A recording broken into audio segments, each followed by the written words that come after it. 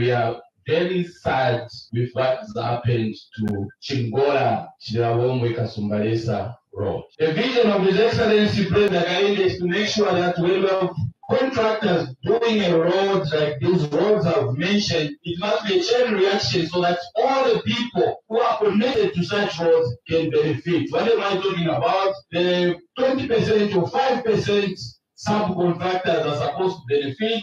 Those who are supposed to supply sand, allow them to supply sand. The Zambia Medicines and Medical Supplies Agency, ZAMSA, has received the first batch of essential medicines and medical supplies procured from the Arab Republic of Egypt by the agency on behalf of the Ministry of Health.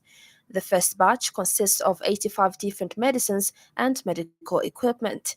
Ministry of Health Permanent Secretary for Administration, Professor Christopher Simonga, says in August this year, ZAMSA signed a government-to-government bulk procurement agreement with the Unified Procurement UPA of the Arab Republic of Egypt for the supply and delivery of assorted medicines and medical supplies. The Permanent Secretary said a further 8 items will be shipped to Zambia by sea this week, and that 5 of these items are controlled drugs. He was speaking at the ZAMSA Central Warehouse, where a bulk consignment of medicines was officially received. The availability of essential medicines and medical supplies has been below 70%, impacting negatively to achieve optimal quality health services for positive health outcomes. The arrival and subsequent distribution of these commodities will create an immediate impact with increased availability to over 90% at all levels of care, and this is a crucial step forward in our pursuit of attaining universal health coverage. The gap of shortage of essential medicines has been addressed at both health centers. The Christian Churches Monitoring Group is deeply concerned about the prolonged in the position of the Chief Electoral Officer at the Electoral Commission of Zambia. CCMG Steering Committee Chairperson Andrew Mwenda has strongly urged the ECZ to expedite the recruitment process for this vital role, which has been vacant for over 15 months since the departure of Patrick Chindano on 7th August 2022. Bishop Mwenda notes that while the operations of the ECZ have continued, the absence of a substantive chief electoral officer hinders the ECZ's ability to function to the best of its ability, including in stakeholder communication, direction, and engagement. He believes that the delay in appointing a chief electoral officer adversely impacts electoral processes, and therefore the prolonged vacancy in the ECZ's chief electoral officer position is a growing and serious concern. Bishop Mwenda has further called on the ECZ to engage stakeholders on the electoral cycle calendar presented in February 2022, and there has been no further communication or engagement on the roadmap since the February 2022 meeting. CCMG calls on the ECZ to engage stakeholders on the electoral cycle calendar presented in February 2022. There has been no further communication or engagement on the roadmap since the February 2022 meeting. CCMG reiterates the importance of ECZ facilitating these stakeholder engagements to provide detailed updates on what has been implemented and what is yet to be implemented, and provide new updates based on any changes to the initial plan. President Hakainde Hichilema has reiterated that government and traditional leadership save the same people who require development, and that it is not in competition but that their efforts were complementary. The head of state said this when he had a meeting with His Royal Highnesses Chief Chisunga of the Ushi people of Luapula Province, who also serves as the chairperson of the House of Chiefs and the Luapula Council of Chiefs, in addition to being the leader of the Ushi Chiefs of Manza District. President Hichilema expressed his profound happiness that his fellow Royal Highnesses from across the country, the Ushi people of Luapula and the citizens of Zambia, had shown their utmost respect and trust by entrusting him with such significant responsibilities. The head of state says the discussions centered on various critical topics, including agriculture and food security, constituency development fund, and road infrastructure development in Wapula province. President Hichilema says they also delved into the merits of free education and the necessity of collaboration between the House of Chiefs and the Ministries of Local Government and Justice in addressing issues related to decentralization and succession disputes, respectively. This is according to a statement on President Hichilema's Facebook page, monitored by 5FM News. In other stories trending this afternoon,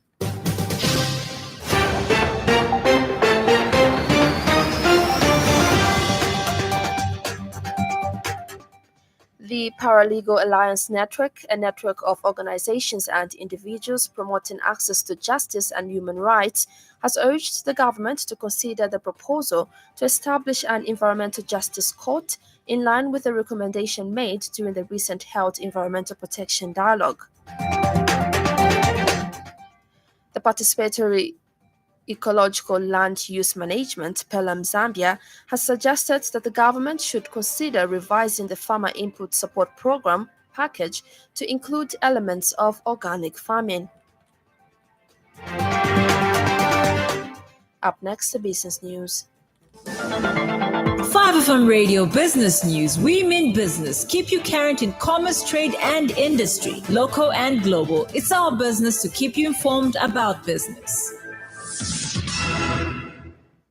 The Alliance for Zambian Informal Economy Association has emphasized the need for the government's support at the grassroots level of the economy, including street vendors, to uplift the country's economy and living conditions. In an interview with 5FM News, Association Secretary General Lamek Kashiwa highlighted the importance of organizing traders engaged in dignified yet disorganized economic activities. He said restructuring these activities can bring order and generate revenue for the government, unlike removing them from the streets. Mr. Kashiwa says this will reduce social vices such as prostitution and theft. He has expressed shock that the government decided to remove street vendors despite the prevailing economic hardship.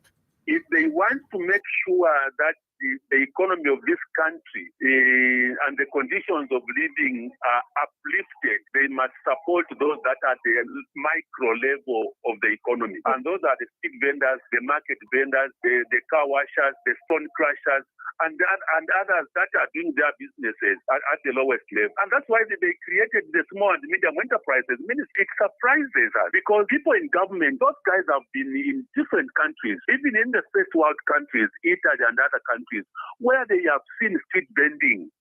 If not first world countries can allow street vendors, they have realized that government cannot absorb or cannot offer employment to almost everyone. And now in foreign news, Uganda and the Democratic Republic of Congo have agreed to mutually abolish visa requirements to allow visa-free travel between each country. The agreement is aimed at easing the movement of people and strengthening trade between the two countries. The agreement follows recent talks between the two countries' officials in the DR Congo capital, Kinshasa. Uganda's President Yoweri Museveni has for months been advocating for visa-free entry between the two countries. Here's a rundown from the BBC. One of the most senior officials says he's deep in negotiations to get the first aid into Gaza since Israel launched its bombardment 9 days ago in response to the wave of killings by Hamas. The UN Under-Secretary General, Martin Griffiths, told the BBC that help was needed to support an estimated 1 million people who'd fled to southern Gaza. He accused Israel of failing to comply with international humanitarian law. He spoke as crowds of people gathered at the border between Egypt and the Gaza Strip after US media said it was about to reopen. Pakistan's government has announced a slight reduction in petrol and diesel prices. It said the falling value of petroleum on the global market was behind the decision, as well as the appreciation of the Pakistani rupee. The government has been under pressure to reduce prices after the annual rate of inflation hit 31% last month. And finally, in sports news, The Zambia under-20 women's national team has arrived back home from Kinshasa, where they drew goalless with DR Congo in the Colombia 2024 FIFA under-20 Women's World Cup second round second leg qualifier match on Saturday. The draw was not enough to send Charles Halubono to the third round, as they were eliminated on away goals rule after a 2-2 draw with DR Congo in the first leg at Nkoloma Stadium. The last Leopards will play Burundi, who knocked out South Africa in the second. Zambia arrived at Kenneth Kaunda International Airport in Lusaka at 01:30 hours aboard Ethiopian Airlines. And that sporting item brings us to the end of the news afternoon. But before we go, a recap of the top stories.